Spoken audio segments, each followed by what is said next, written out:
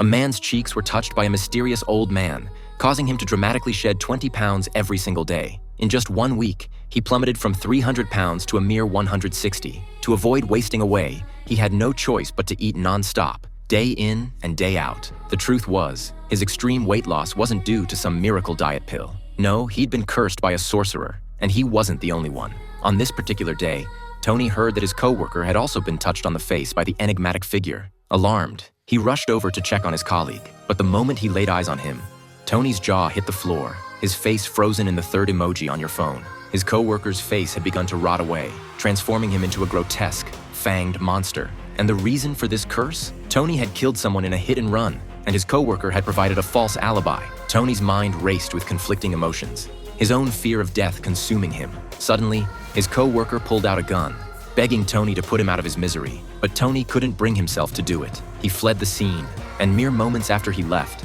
a gunshot rang out. His co-worker had taken his own life, unable to bear his disfigurement. When Tony returned home, he discovered his wife in a compromising position with their doctor, but he had no time to dwell on that now. His top priority was breaking the curse, and fast. The next day, Tony's investigation led him to a gypsy encampment. No sooner had he arrived than he spotted the old man who'd touched his face, presiding over an eerie ceremony. The stage was lined with uncanny dolls, each one depicting Tony's appearance as the weeks passed. Horrified, Tony spun around to flee, only to be struck by a massive truck as he ran. Just as he thought he was done for, Tony jolted awake. It had all been a dream, but in that moment of clarity, he knew he couldn't afford to wait any longer.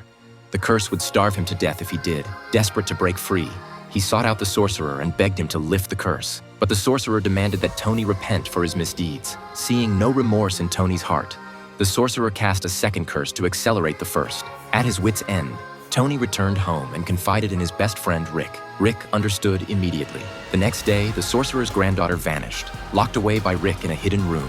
Distraught over his missing granddaughter, the sorcerer tracked down Tony and revealed the secret to breaking the curse. It couldn't be undone, only transferred. He produced a pizza, dripped Rick's blood onto it, and told Tony that whoever ate the pizza would inherit the curse.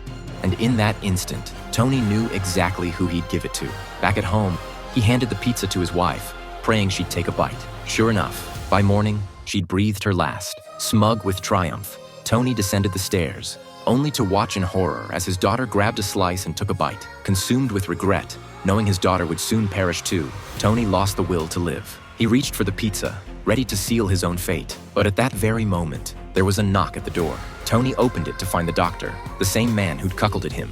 And in that twisted instant, a sinister idea took root in Tony's mind.